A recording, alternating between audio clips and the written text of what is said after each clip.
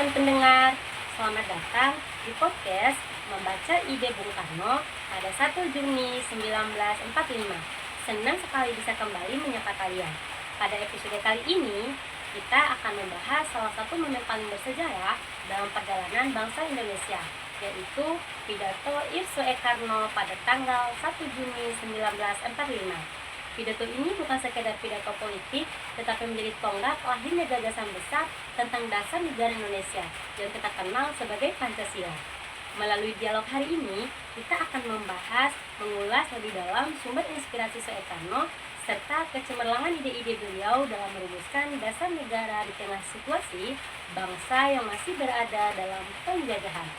Bersama saya, narasumber Yuningsi, mahasiswa dari STKIP Taman Siswa Bina, program studi guru sekolah dasar, yang akan berdiskusi dan berbagi pandangan bersama kita. Tanpa berlama-lama, langsung saja kita mulai diskusi hari ini. Baik, Yuningsi, apakah kita bisa memulai diskusi kita pada hari ini? Bisa. Oke, langsung saja. Pertanyaan pertama, menurut Anda, bagaimana pidato 1 Juni 1945 menjadi momen penting dalam sejarah bangsa Indonesia? Baik, saya akan menjawab. Pidato 1 Juni 1945 menjadi penting karena dalam pidato tersebut Soekarno menyampaikan gagasan awal tentang dasar negara Indonesia yang kemudian dikenal sebagai Pancasila.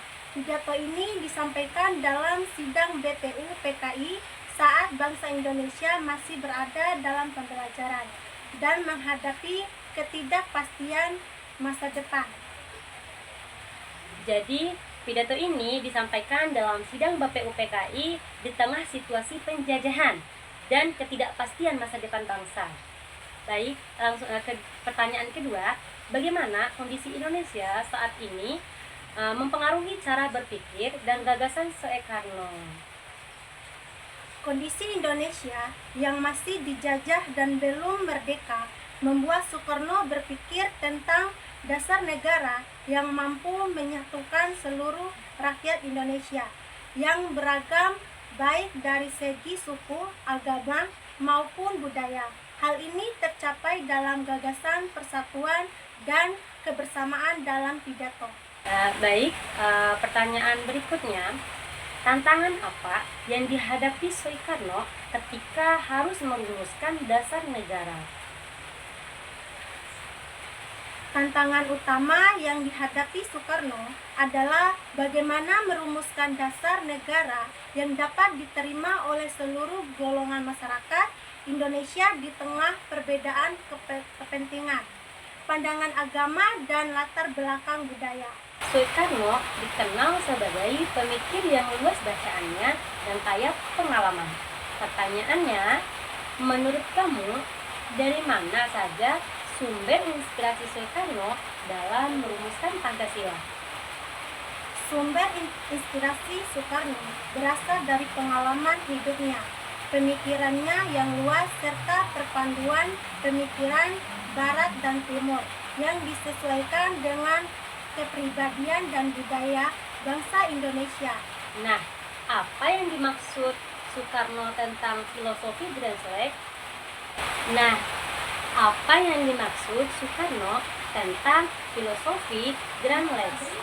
Filosofi Grand Slam adalah dasar filsafat atau pandangan hidup yang menjadi landasan berdirinya suatu negara. Dalam pidato 1 Juni 1945, Soekarno menyampaikan bahwa Indonesia membutuhkan dasar filsafat yang kuat sebagai fondasi negara. Nah, dalam pidatonya Soekarno tidak hanya menyampaikan video, tetapi juga visi masa depan bangsa. Nah, pertanyaannya, apa yang dimaksud oleh Soekarno mengenai Weltanschauung? Weltanschauung berarti pandangan hidup bangsa. Soekarno menekankan bahwa Indonesia harus memiliki pandangan hidup sendiri yang mencerminkan nilai-nilai luhur bangsa, bukan meniru sepenuhnya bangsa lain. Pertanyaan selanjutnya, Soekarno tidak memaksakan forum untuk menerima 5 dasar Pancasila. Lalu, ia memerasnya menjadi Trisila atau Ekasila. Bisakah Anda jelaskan? Soekarno memeras Pancasila menjadi Trisila dan Ekasila untuk menunjukkan bahwa inti dari dasar negara tersebut adalah persatuan dan gotong royong, serta sebagai bentuk fleksibilitas agar gagasan tersebut mudah dipahami dan terima oleh semua pihak. Apa pesan Soekarno kepada umat Islam dan Kristen ketika menyampaikan prinsip ketiga permusyawaratan perwakilan? Soekarno menekankan pentingnya saling menghormati dan bermusyawarah tanpa memaksakan kehendak agama masing-masing demi menjaga persatuan dan keharmonisan dalam kehidupan berbangsa dan bernegara. Apa yang dimaksud oleh Soekarno social resilience? Berarti keadilan sosial, yaitu keadilan bagi seluruh rakyat Indonesia tanpa adanya tindasan, kesenjangan, dan ketidakadilan dalam kehidupan sosial dan ekonomi. Selain isi pidato, gaya penyampaian Soekarno juga sangat berpengaruh. Apakah ide-ide Soekarno masih relevan dengan kondisi Indonesia saat ini?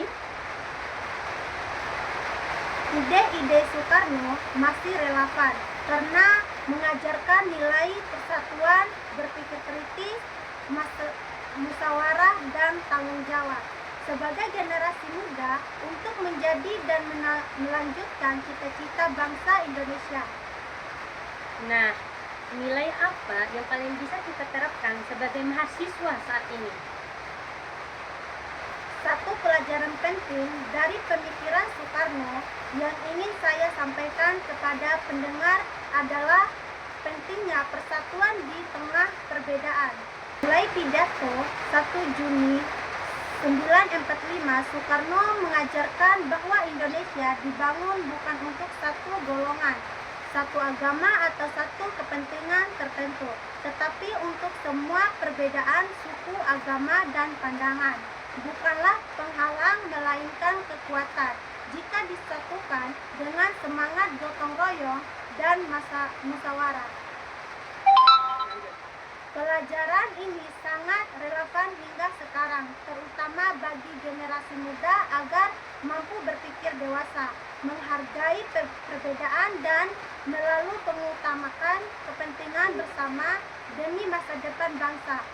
Nah, bagaimana cara konkret generasi muda melanjutkan semangat dan ide besar beliau? Cara konkret generasi muda melanjutkan semangat dan ide dasar Soekarno dapat dilakukan melalui tindakan nyata dalam kehidupan sehari-hari, antara lain menjaga persatuan dan toleransi dengan saling menghormati perbedaan suku, agama, dan pendapat baik di lingkungan kampus, sekolah, maupun masyarakat. Berpikir kritis dan berani menyampaikan gagasan seperti yang dicontohkan Soekarno, namun tetap dengan cara yang satuan dan bertanggung jawab.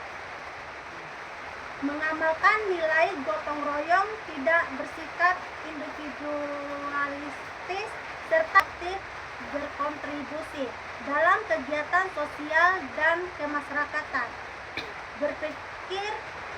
Berpartisipasi aktif dalam demokrasi, misalnya melalui musyawarah, organisasi kemahasiswaan, dan kegiatan yang mendukung kepentingan bersama.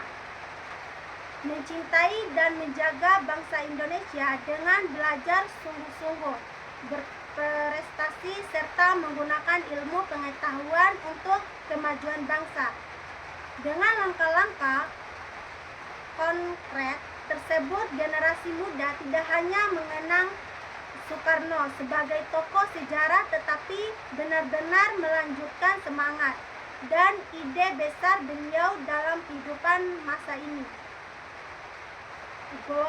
Tidak terasa, diskusi kita hari ini sudah sampai di penghujung acara. Dari pembahasan tadi, kita dapat melihat bahwa pidato Soekarno pada 1 Juni 1945 lahir dari pemikiran yang mendalam, pengalaman hidup yang panjang, serta kepedulian besar terhadap persatuan dan masa depan bangsa Indonesia. Ide-ide yang disampaikan bukan hanya relevan pada masanya, tetapi juga masih menjadi pedoman dalam kehidupan berbangsa dan bernegara hingga hari ini. Sebagai generasi muda dan mahasiswa, sudah seharusnya kita tidak hanya mengenang Soekarno sebagai tokoh sejarah, tetapi juga meneladani semangat berpikir kritis, keberanian menyampaikan gagasan, serta komitmen beliau terhadap persatuan. Terima kasih kepada narasumber Yuningsi atas diskusi dan pandangannya yang sangat menarik. Saya akhiri diskusi kita pada hari ini dengan ucapan wassalamualaikum warahmatullahi wabarakatuh. Audio Jungle.